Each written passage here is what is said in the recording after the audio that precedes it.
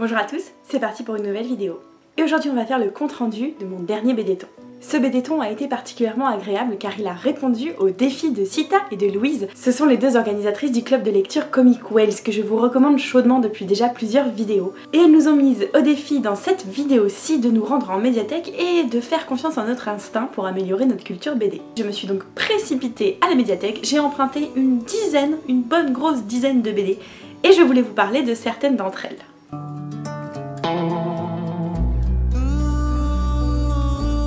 On va commencer tout de suite avec la BD un petit peu ovni et je vais vous parler de Love de Frédéric Bremo et de Federico Bertolucci, publié chez Ankama. Love, c'est une série de bandes dessinées muettes et cet exemplaire-ci s'intitule Le Renard. Pendant 74 pages, nous allons suivre ce renard dans son environnement naturel, vierge de toute présence humaine, puisque c'est le règne animal dans ce qu'il a de plus pur. Sauf que sur cette île où la survie est quand même l'élément principal de la vie des animaux, un volcan va rentrer en éruption et va foutre un peu le dawa là-dedans. Et cette bande dessinée en 74 pages, elle illustre l'introduction, le seul texte disponible dans cette bande dessinée. Dans le règne animal, les bêtes ne s'aiment pas, mais ne se détestent pas non plus. L'amour et la haine forment un tout universel, un ensemble suprême qu'on pourrait appeler le divin ou encore l'amour que l'homme n'atteindra jamais. Bien évidemment, si cette bande dessinée m'a plu, c'est parce qu'elle m'en a mis plein les yeux, les illustrations sont absolument magnifiques, et la construction est très bien pensée parce que j'ai été happée. Il n'y a pas de texte et pourtant j'ai vraiment eu affaire à une histoire, à des protagonistes, à des rebondissements, sans pour autant qu'il y ait le défaut de l'anthropomorphisme et donc que forcément ça devienne quelque chose de très humanisé.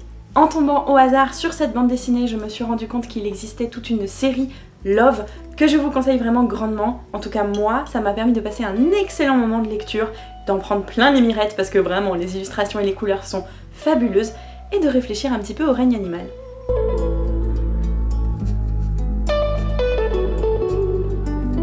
La deuxième BD que j'ai envie de vous présenter est une BD jeunesse et il s'agit du premier tome de 5 mondes, Le Guerrier de Sable.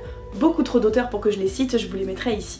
J'ai pas compris l'histoire, j'ai pas compris l'univers, j'ai été vraiment perdue et je pense que c'est dû tout simplement au fait que je suis une adulte et que j'ai cherché vraiment pour le coup la petite bête au sein du scénario et que la construction de cette bande dessinée ne m'a pas permise de vraiment comprendre tout à fait ce qui se passait.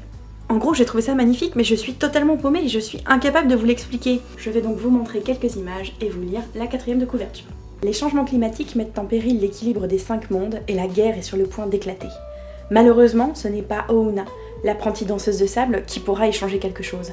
À moins que sa rencontre avec un jeune garçon des rues et un champion de Star Ball ne bouleverse sa destinée et celle de la galaxie entière. Entre aventure, science-fiction et quête initiatique, plongée dans l'univers vertigineux du Guerrier de Sable, premier tome d'une épopée à la dimension écologique. En tant qu'adulte, malheureusement, la BD des 5 mondes ne m'a pas du tout convaincue. En revanche, si je devais la conseiller à des enfants, je n'hésiterais pas une seule seconde, car elle est riche, complexe, ça leur permettra de réfléchir, l'histoire peut être vraiment très intéressante et je pense qu'avec un œil très neuf, très naïf, on peut sincèrement la comprendre. Les personnages sont intéressants, il y a de la diversité, on nous parle d'écologie, c'est très épique, il y a beaucoup d'aventures, je vous parle même pas de la sensation de bonheur que nous délivrent toutes ces couleurs que vous avez pu voir. Finalement, ce qui m'a le plus gênée, c'est que les planches sont plates, il n'y a pas de profondeur et on est obligé de m'expliquer l'action au moment où elle se passe pour que je puisse la comprendre, ce qui est pénible.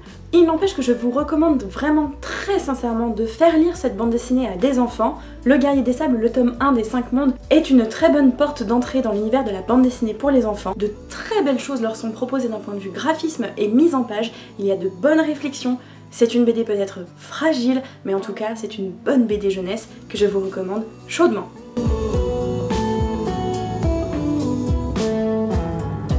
Celle-là, je ne l'ai pas empruntée à la médiathèque, mais c'est quand même un emprunt, c'est une amie qui me l'a prêtée. Et j'ai envie de vous parler de Punk Rock Jesus. Cette BD nous est proposée par Sean Murphy et elle est publiée chez Urban Comics dans leur collection Vertigo. Une de mes collections de comics préférées, foncez regarder leur catalogue, il est excellent. Alors, Punk Rock Jesus, comment est-ce que je pourrais vous le présenter? C'est l'histoire du clone de Jésus-Christ qui appartient à une firme américaine qui veut faire du business en montant une émission de télé-réalité. Chris, le personnage de ce messie cloné, va être éduqué dans une tour. Une tour bien évidemment où toutes les caméras du monde pourraient filmer puisqu'il s'agit d'une émission de télé-réalité très flippante, je vous l'accorde, où finalement cet enfant, en tout cas ce nouveau-né jusqu'à son adolescence, va être totalement embrigadé dans un délire créationniste. Son éducation est absolument effrayante et la manière dont cette firme américaine contrôle sa vie est terrifiante. Sa vie à lui, mais aussi celle de sa mère, la Marie qui a été choisie en casting, qui a 18 ans, qui est vierge, et qui va voir sa vie lui être totalement volée. Si cette bande dessinée s'appelle Punk Rock Jesus, c'est qu'il y a bien une raison. Ouais, Chris, à un moment donné, il va partir en vrille et il va devenir chanteur de rock punk.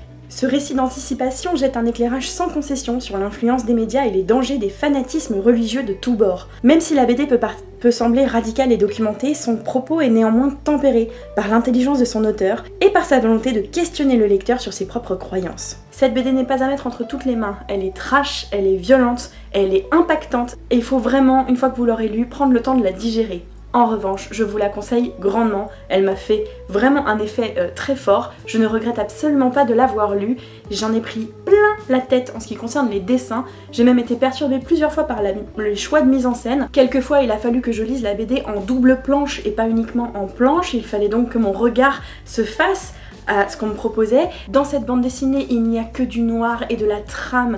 Les contrastes sont ultra bien gérés, les détails fourmillent, il y en a de partout. C'est une bande dessinée qui fait réfléchir, elle est trash, elle est puissante, elle est violente, je vous la conseille grandement. C'est du comics qui tâche et ça fait vraiment du bien de temps en temps.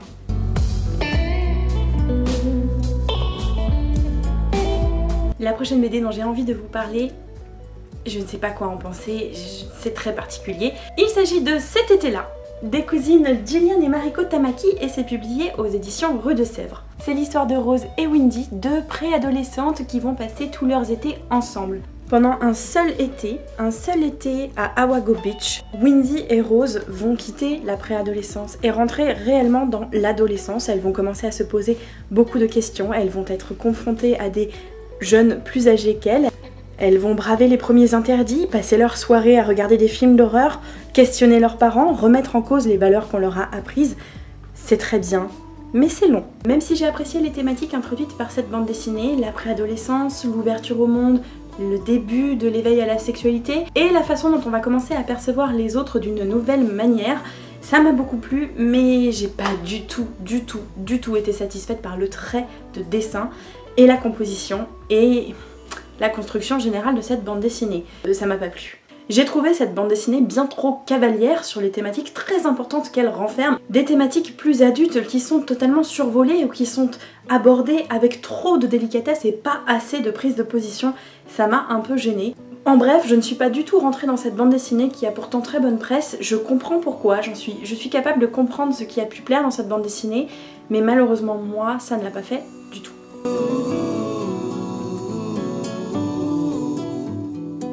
Je tenais absolument à terminer cette vidéo sur une bande dessinée que vous m'avez conseillée et il s'agit de Little You, le tome 1, que j'ai beaucoup aimé. Cette bande dessinée est publiée chez Urban China, une maison d'édition qui s'est donné comme objectif de mettre en avant les auteurs chinois, les manhwas et la culture chinoise.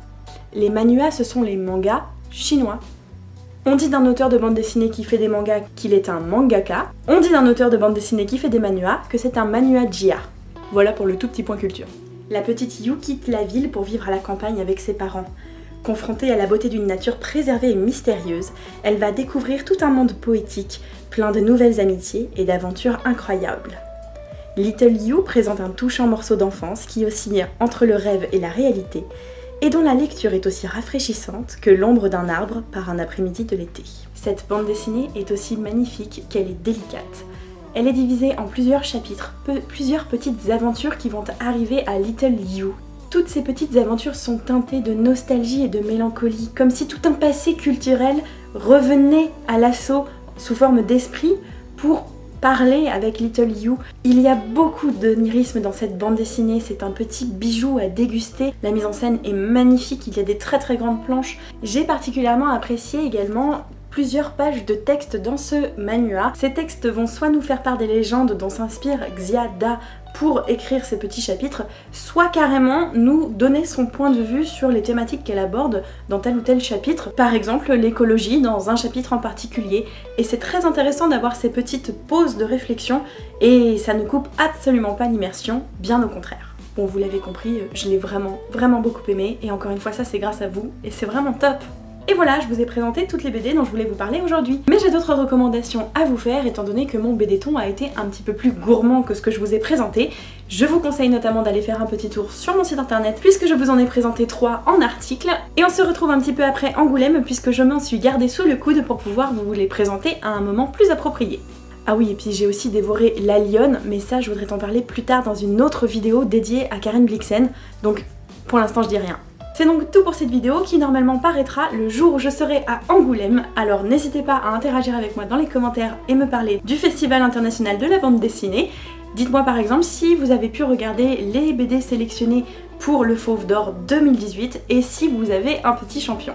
En attendant de pouvoir échanger avec vous en commentaire, comme d'habitude je vous laisse bouquiner et moi je retourne lire. Ciao!